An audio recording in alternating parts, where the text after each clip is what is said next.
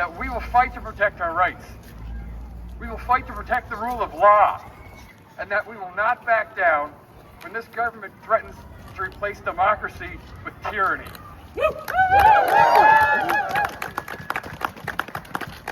In a short span of time, an alarming pattern of behavior has been committed by our government. The government has diverted funding that would normally go to access to justice groups and other organizations that provide legal education and assistance to Albertans. This government has been removing individual rights and restricting our freedoms by invoking the notwithstanding clause, targeting teachers and the LGBTQ plus community. This government has been trying to avoid accountability by consolidating power to the Justice Minister and has expressed a dangerous desire to direct judges and to have more say into who gets appointed to be a judge.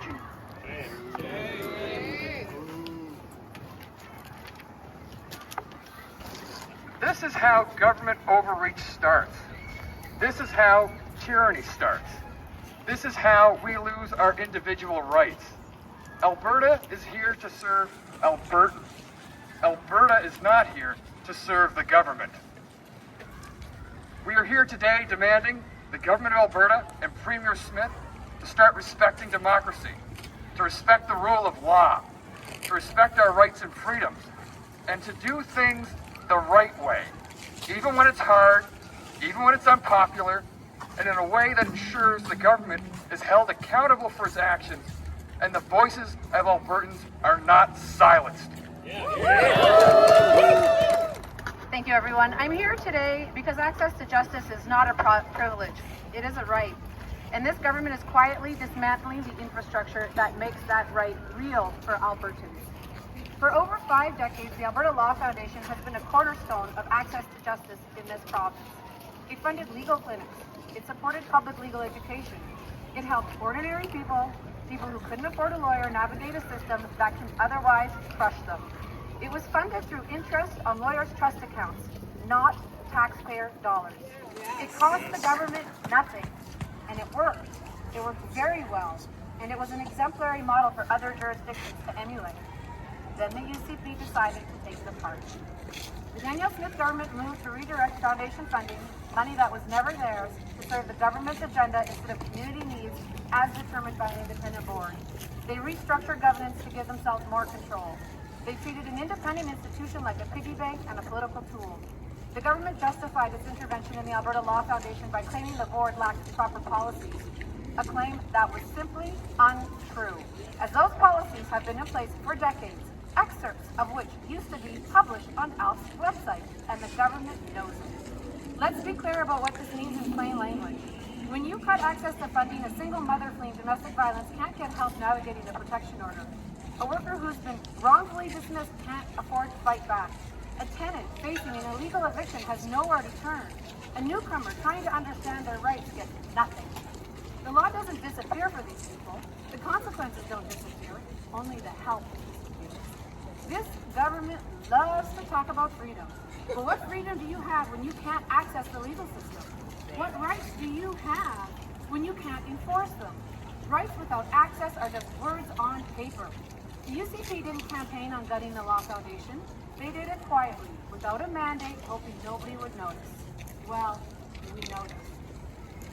We are here to say the Foundation's independence matters. Community-directed legal funding assessed by an independent board free from government's heavy hand matters. And Albertans who need help, who need someone in their corner, they matter too. I would be remiss if I did not acknowledge the Law Society of Alberta directly.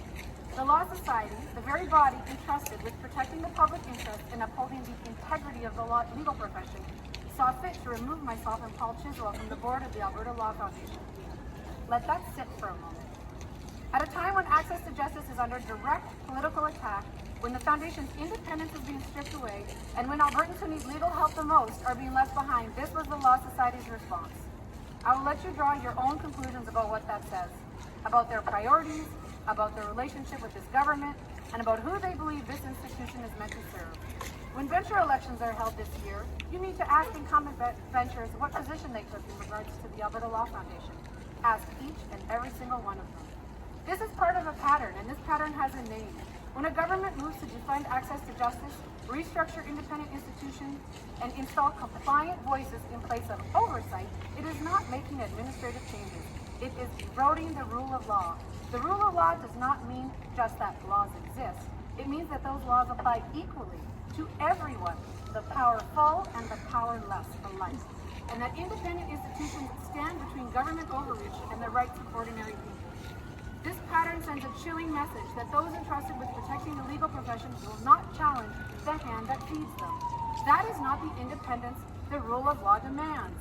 And when access to justice is gutted, when watchdogs are silenced, and when the institutions meant to check power instead serve it, we are no longer talking about policy disagreements. We are talking about the slow, deliberate dismantling of the legal infrastructure that protects every single Albertan. Because justice delayed is justice denied, and justice funded is justice destroyed.